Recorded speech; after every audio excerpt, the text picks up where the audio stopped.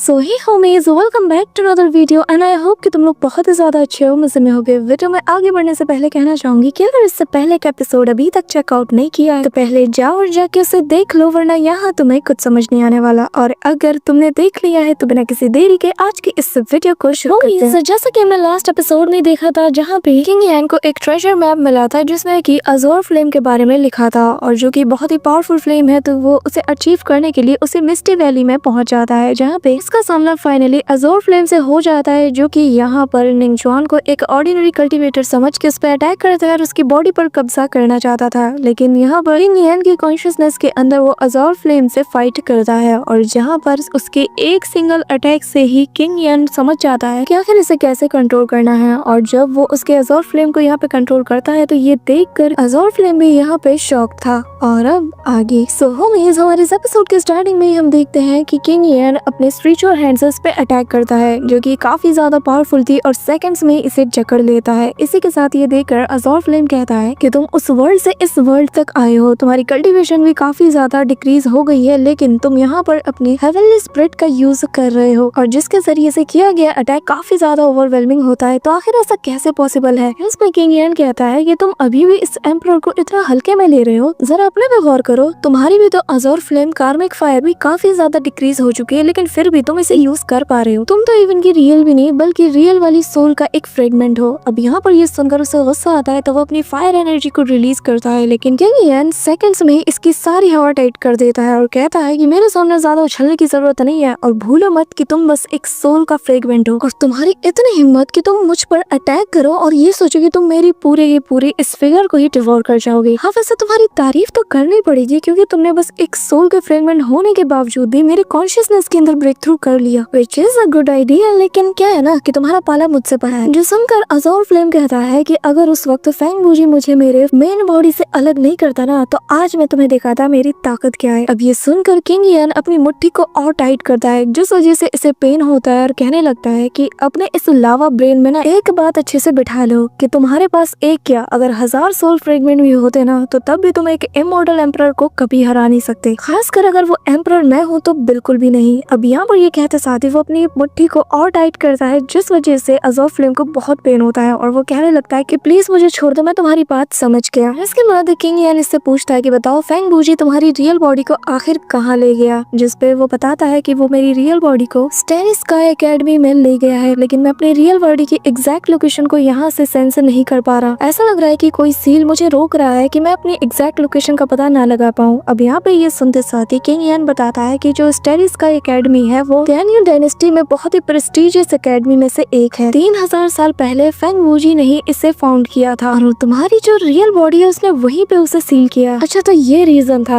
अब यहाँ पे ये कहते साथ ही वो अजोर फ्लेम से कहता है कि वैसे तुम्हारे पास दो ऑप्शन है, पहला कि तुम्हें मैं यहीं पे एग्जीक्यूट कर दूं। जो सुनते साथ ही अजोर फ्लेम चिल्लाते हुए कहता है कि नहीं, मुझे दूसरा ऑप्शन मंजूर है। यहाँ पे ये सुनकर किंग यान भी हंसता है और कहता है कि ठीक है, तुम्हें मेरी हर बात माननी होगी और मैं जो कहूँ वो करना होगा। जिस पे ये मान जाता है, उसके सामने सिर झुकाता है कि तभी वो कहता है कि सबसे पहले मुझे तुम्हारी फॉर्म को अपने कॉन्शियसनेस के अंदर ही रिफाइन करना होगा, और फिर वो उसे यूनजेन मेंटल आर्ट टेक्निक को देता है और कहता है कि इस हेवनली फायर टेक्निक को भी तुम्हें मास्टर करना होगा और इसे जल्द से जल्द सीखना होगा। जो सुनकर ये तो उसका शुक्रिया अदा करना शुरू कर देता है, क्योंकि वो जानता है कि अगर कोई इसकी इस वक्त मदद कर सकता है तो वो है ये इमॉर्टल एम्परर। अब यहाँ पे किंग यान इससे कहता है कि तुम्हारे इस अजोर फ्लेम कार्मा फायर की मदद से मैं अपनी इमॉर्टल एम्परर की जो पीक लेवल की कल्टीवेशन है इसे अचीव कर पाऊंगा। जिस पे अजोर फ्लेम कहता है कि नहीं मास्टर, इसकी जरूरत नहीं है, मैं अभी के अभी आपके कॉन्शियसनेस के साथ खुद को फ्यूज कर लूंगा। इससे आपको ज्यादा फायदा तो नहीं होगा, लेकिन मुझे उम्मीद है कि आपकी थोड़ी मदद तो हो जाएगी। ये कहते साथ ही वो अचानक से अपनी पावर को रिलीज करते हुए खुद को उसके कॉन्शियसनेस के साथ फ्यूज कर लेता है, जिस वजह से किंग यान की बॉडी ये काफी ज्यादा गर्म हो जाती है, और बेचारी वो किलिंग जो कि उसके कंधे पे सो रही थी, अचानक से वो चिल्ला उठती है और कहती है कि यार आखिर यहाँ पे चल क्या रहा है। पर तभी वो देखती है कि किंग यान की बॉडी से काफी टेरिफाइंग फ्लेम एनर्जी रिलीज हो रही है, और ये एनर्जी इतनी स्ट्रॉन्ग थी कि आसपास के इलाके में भी ये एनर्जी को फील किया जा सकता था। और हम माउंटेन पे एक लड़की को देखते हैं जो कि इसी डायरेक्शन देख रही थी। यहाँ पे वो किलिन जो कि एक चट्टान के पीछे छुप जाता है और कहने लगता है कि मेरे मास्टर की जो इनर स्पिरिट है ये काफी ज्यादा गर्म है। वहीं दूसरी तरफ किंग यान कल्टीवेट करके अपनी कॉन्शियसनेस के साथ साथ अजोर फ्लेम को भी यहाँ पे थोड़ा शांत करता है, जिससे उसकी बॉडी से भाप भी निकलती है। पर तभी वो अपनी आंखें खोलता है और कहता है कि फाइनली ये हो गया। जो सुनकर ये किलिन भी दौड़ते हुए उसके पास चला जाता है और तभी किंग यान बताता है कि जो अजूर फ्लेम कार्मिक फायर है उसे मैंने अपने कॉन्शियसनेस के अंदर कम्प्लीटली रिफाइन कर लिया है। हालांकि ये भी पूरी तरीके से कंप्लीट तो नहीं है क्योंकि इसके बाकी के फ्रेगमेंट्स मिसिंग है, स्पेशली इसकी जो ओरिजिनल बॉडी है वो भी। पर मेरी कल्टीवेशन जो है वो ठीक ठाक लेवल तक तो इंक्रीज हो ही सकती है और इसमें मेरी काफी मदद भी होगी। और अब मैं इसकी मदद से इतनी जल्दी स्टार रियलम के 9th स्टेज पे पहुंच चुका हूँ। अब यहाँ पे वो किलन कहता है कि वो सब तो ठीक है लेकिन ये बताओ कि आखिर इसकी रियल बॉडी कहाँ है। जिसपे किंग यान कहता है कि सबसे पहले हमें यहाँ से निकलना होगा, फिर बात करते हैं। कहते साथ ही अब ये दोनों यहाँ से निकल जाते हैं और जंगल की तरफ आगे बढ़ते हैं। रास्ते में यहाँ पे किलन कहता है कि अच्छा तो मतलब कि हमें उसकी ओरिजिनल बॉडी के लिए स्टार स्काई एकेडमी में जाना होगा, है ना? पर वो तो यहाँ से काफी दूर है। जिस पे किंग यान कहता है कि नहीं, फिलहाल हम नहीं जा रहे क्योंकि मुझे अपनी कल्टीवेशन को इंक्रीज करने पे फोकस करना है, क्योंकि किसे पता कि वहाँ पे हमारे लिए कौन सा खतरा इंतजार कर रहा है। तो बेहतर यही है कि हम पूरी तैयारी के साथ जाएं। कि तभी किंग यान की नजर सामने एक वॉल पे जाती है जो कि पूरी तरीके से ट्रांसपेरेंट था और वो समझ जाता है कि यहाँ पे कुछ तो गड़बड़ है। कि तभी वो किलन से कहता है कि न जाने क्यों मुझे ये जगह काफी ज्यादा इंटरेस्टिंग लग रही है। अब तभी यहाँ पे किसी के आने की आहट जैसे ही इन्हें लगती है तो ये दोनों ही यहाँ पास में छिप जाते हैं और तभी हम देखते हैं कि कुछ लोग यहाँ पे पास ही से गुजर रहे थे। कि तभी इनके साथ कुछ लोग भी हमें नजर आते हैं जिन्हें इन लोगों ने बहुत बुरी तरीके से बांध के रखा था। ये देखकर किलन भी कहता है कि आखिर ये किस टाइप की ह्यूमिलेशन है या फिर ये कोई ऐसा गेम है जिसके बारे में मुझे नहीं पता। और कुछ भी कहो, ऐसे गेम्स कौन खेलता है? मॉडल्स लोग वाकई में बहुत अजीब होते हैं। जो सुन के किंग यान उससे कहता है कि देखो तो कौन किसे अजीब कह रहा है। कि तभी यहाँ पे हम देखते हैं कि इन लोगों ने दो लोगों को इस तरीके से बांध रखा था कि जैसे कि ये उनके कोई पालतू हो और वो उनसे मारते हुए कह रहे थे कि हर एक जगह को बहुत अच्छे से तुम लोगों को स्मेल करना है, कोई भी एक जगह छूटने ना पाए। ये कहते साथ ही वो उन्हें मारता है जिस वजह से इनकी हालत और खराब हो जाती है। और जो आदमी यहाँ पे इनकी लगाम को पकड़े हुए था वो कहता है कि मेरी बात अच्छे से याद रखना, अगर तुम लोगों ने जरा भी कोताही बरती तो मैं मार मार के तुम्हारी खाल उधेड़ दूंगा। इसी के साथ हमें बताया जाता है कि ये लोग असल में तियानयुआन एकेडमी से बिलोंग करते हैं और ये लोग हंटिंग ग्रुप का हिस्सा है। कि तभी एक एल्डर कहने लगता है कि वैसे तुम लोगों ने इन दो कपल्स को ये ट्रेजर हंटिंग मास्क पहना के बहुत अच्छा काम किया। ये लोग चोरी करने आए थे लेकिन हमने इन्हें अच्छी खासी सजा दी और अब उम्मीद है कि इनकी मदद से हम वो पर्पल के डिवाइन फ्लावर को ढूंढ लेंगे। या फिर इन दोनों कपल को ये लोग बहुत ज्यादा टॉर्चर कर रहे थे, जो देख कर जो किंग यान है वो कहने लगता है कि जब एकेडमी ही इतनी ज्यादा घटिया हो तो ये लोग तो लिन वेई जैसे जीनियस को प्रोड्यूस करेंगे ही। अब मुझे पता चला कि आखिर वो इतना बदतमीज क्यों था। यहाँ पे ये जो दो कपल थे इनमें से एक बंदा जो कि यहाँ स्मेल करते करते एक मशरूम का पता लगा लेता है जो कि एक डिवाइन ट्रेजर है और जैसे ही वो इसे खोद के बाहर निकालता है तो दूसरा बंदा उसे लात मार के दूर फेंक देता है और फिर उस मशरूम को निकालते हुए कहता है कि ये तो वही फ्लावर है, अब लगता है कि हमें एंट्रेंस मिल गया और जिसके जरिए से हम 7 डिवाइन केव के अंदर जा सकते हैं।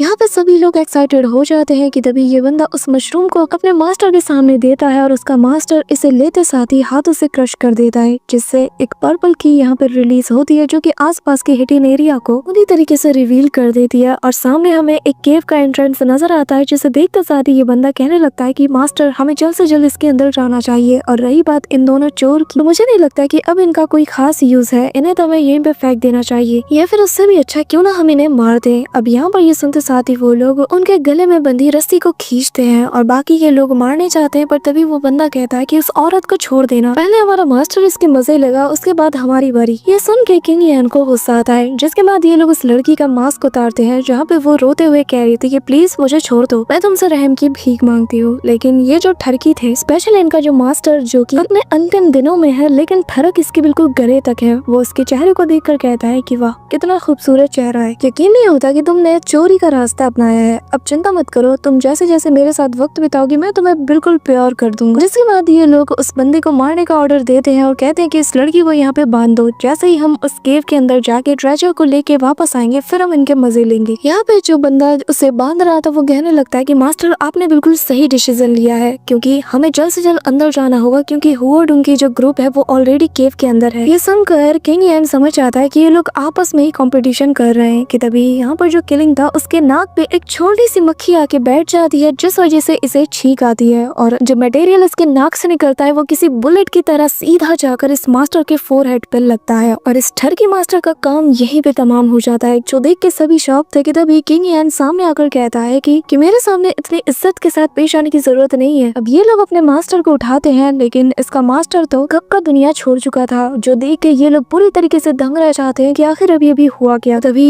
एक बंदा अपनी तलवार को निकालते हुए कहता है कि आखिर तुम्हारी हिम्मत कैसी फंसी हुई तियान युआन एकेडमी के टीचर को मारने की, तुम लोग तो एक असैसिन हो। जिस पे किंग यान अपने किलिन की सर को सहलाते हुए कहता है कि अरे रे रे माफ करना, लेकिन मेरा ये जो किलिन है ना, इसने गलती से छींक मारी थी और उसके सिंगल अटैक से ही ये जो तुम्हारा मास्टर था ना, जो कि 1 नंबर का ट्रैश है, इत्तेफाक से ये उसकी चपेट में आ गया। और अच्छा ही हुआ, क्योंकि इस जैसे ट्रैश की इस दुनिया में कोई जरूरत नहीं। अब यहाँ पे वो दूसरा बंदा कहता है कि मैं समझ गया, तुम्हें जरूर लिन फैमिली के लोगों ने ही भेजा होगा ताकि तुम इन दोनों चोरों को यहाँ से छुड़ा सको, है ना। जो सुन के किंग यान कहता है कि मामला तो यहाँ पे और ज्यादा इंटरेस्टिंग होता जा रहा है। पर तभी ये लोग कहने लगते हैं कि इससे फर्क नहीं पड़ता कि आखिर तुम्हें किसने भेजा है और किसने नहीं। तुमने हमारे मास्टर को मारा है और जिसका बदला तो हम तुमसे लेके रहेंगे। कि तभी यहाँ पर उसका जो दूसरा साथी था वो कहने लगता है कि ब्रदर, मुझे लगता है कि हमें इससे पंगा नहीं लेना चाहिए, क्योंकि इसके पास जो स्प्लिट बीस्ट है ये कोई ऑर्डिनरी बीस्ट तो लग नहीं रहा, और ना ही हम यहाँ से भाग सकते हैं क्योंकि ये हमें जान से मार देगा। तो बेहतर यही होगा कि हम उस स्प्लिट बीस्ट फॉर्मेशन को यहाँ पे एक्टिवेट कर देते हैं ताकि ये कुछ देर के लिए उसमें ट्रैप हो जाए और फिर हम इसके बीस्ट को चुरा लेंगे। यहाँ पे ये सुनते साथ ही किलिन के कान खड़े हो जाते हैं और किंग यान कहने लगता है कि दोस्तों, तुम्हें नहीं लगता कि तुम्हारी ये जो प्लानिंग है ये कुछ ज्यादा ही लाउड है। यहाँ पे किलिन कहता है कि अच्छा, तो तुम लोग मुझसे उलझने की कोशिश कर रहे हो, हाँ। ये कहते साथ ही वो अपना मुंह जोर से फाड़ता है, जिसे देखते साथ ही ये लोग डर के मारे कांपने लगते हैं। जिसपे किंग यान कहता है कि ऐसा लगता है कि जो तियानियान एकेडमी है ये बस भारी तादाद में डरपोक लोगों को ही प्रोड्यूस कर रही है। जो सुनकर किलिंग इन पे हंसने लगता है और यहाँ ये लोग कहने लगते हैं कि आखिर तुम्हारी हिम्मत कैसे हुई हमें ऐसा कहने की, तुम्हें पता नहीं हम लोग स्टार रियलम के 9 स्टेज पे हैं और तुम इतना क्यों उछल रहे हो, तुम्हें तो देखकर भी नहीं लग रहा कि तुम मून रियलम में पहुंचे होगे और हमारे पास हमारा फॉर्मेशन है जिसे कि कोई भी तोड़ नहीं सकता। ये कहते साथ ही वो लोग किंग यान पे टूट पड़ते हैं और किंग यान अज़ोर फ्लेम का यूज करते हुए कहता है कि चलो अब इसकी पावर को टेस्ट किया जाए। ये कहते साथ ही वो हवा में जंप करता है और अपने 9 फोल्ड पाम टेक्निक का यूज करता है और यहाँ पे किलिन जो कि एक जगह पे बैठ के आराम से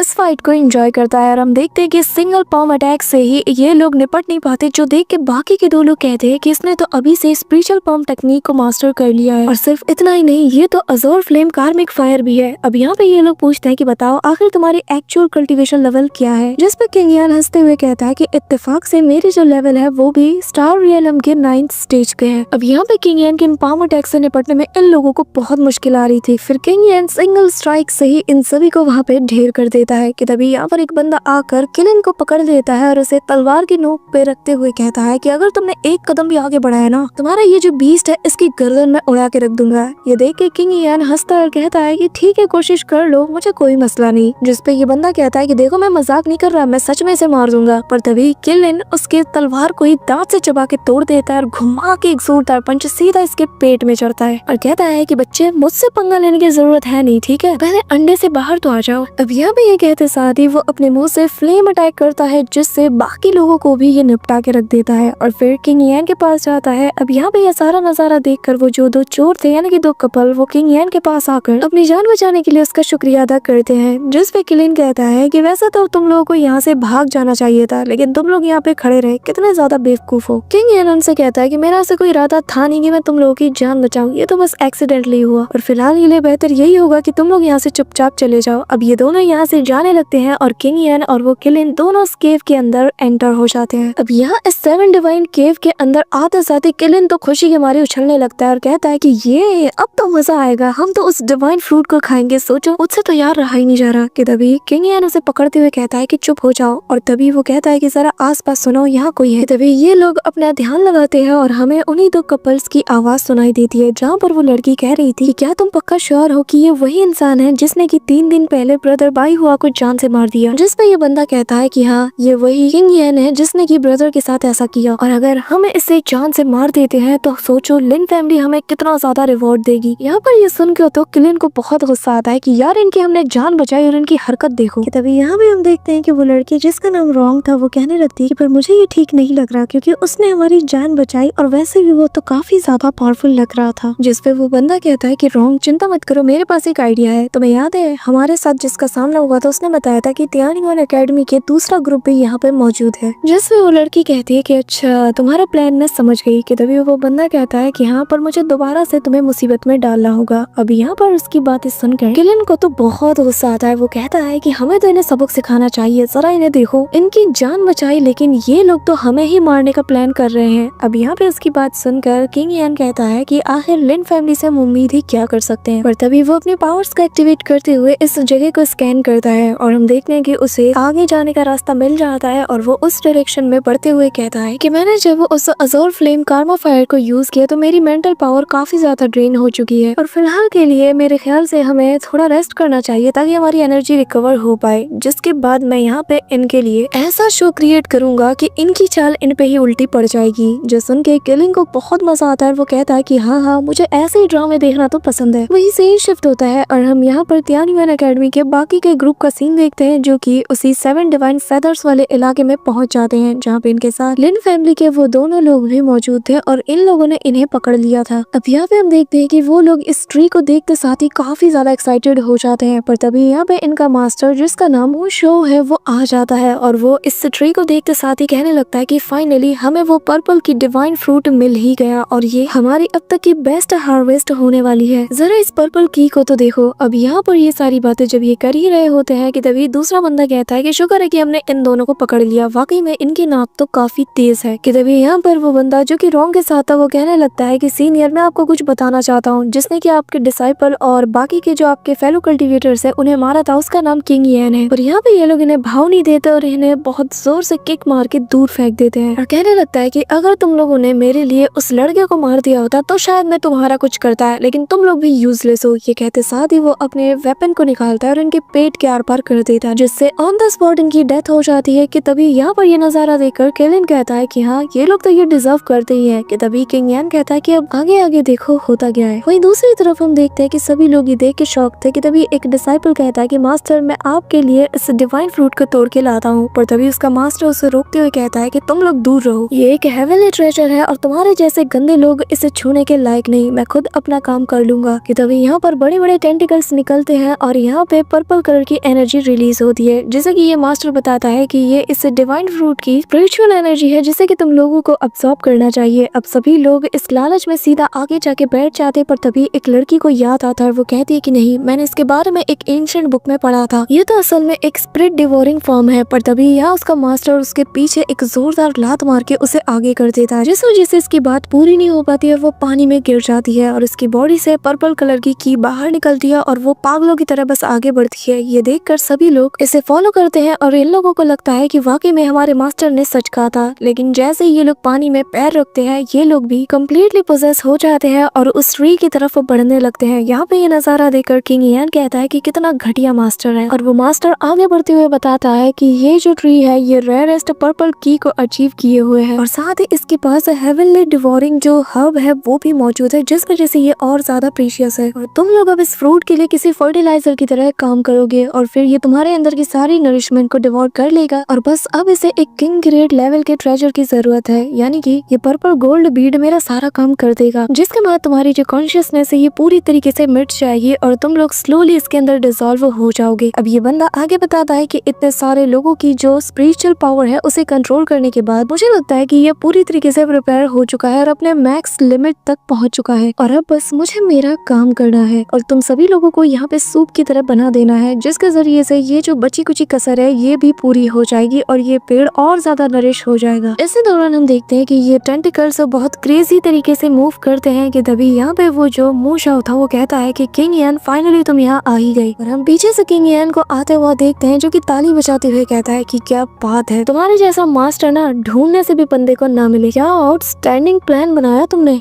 अब ये सुनकर किंग यान के सामने वो बंदा कहता है कि अगर तुमने मेरा प्लान सुन लिया है तो तुम्हें ये भी पता होगा कि मैं ये चीज किस वजह से कर रहा हूँ और दूसरी बार अगर तुम यहाँ पर मुझसे फाइट करने का सोच रहे हो तो मैं पहले बता दूं मैं एक मून रियलम का वॉरियर हूँ तो तुम मेरे सामने कुछ भी नहीं। और हाँ लिन वही से अगर तुम फाइट करने का सोच रहे हो तो मैं इससे पहले ही तुम्हारी जान ले लूंगा। अब यहाँ पर इसे पता नहीं कि लिन वही का क्या हुआ है। ये बात सुनकर किलिन कहने लगता है कि जरा देखो तो मास्टर मुझे ऑर्डर दो, मैं इसकी जुबान को ही इस काट के अलग करके रख देता हूँ। अब ये देख कर वो बंदा कहता है कि जैसा मास्टर वैसा ही डिसाइपल, तुम दोनों साथ में मरोगे। अब ये सुनते साथ ही किलिन कहता है कि फिलहाल तो तुम्हारे डिसाइपल्स मरे हुए हैं, बस तुम्हारी कमी है। ये सुनकर इस बंदे को गुस्सा आता है पर तभी वो कहने लगता है कि मेरे पास इतना टाइम नहीं कि मैं तुम्हारे ऊपर वेस्ट करूं। ये जो तुम देख रहे हो ना ये 7 डिवाइन फ्रूट, इस फल का जो फूल होता है इसे खिलने में ही 300 साल लगते हैं और फिर फूल से फल बनने में 300 साल और फिर 300 साल पर्पल की को इसके अंदर अचीव करने में लगते हैं और इतने सालों में ये बस लोगों को डिवोर करती है और इनके पावर से खुद को नरिश करती है। यहाँ पे इसकी बकवास सुनकर इन लोगों को तो नींद आने लगती है पर ये बंदा बोले ही जा रहा था और फिर एंड में कहता है कि मैं इसे डिवोर करके अपने मून रियलम के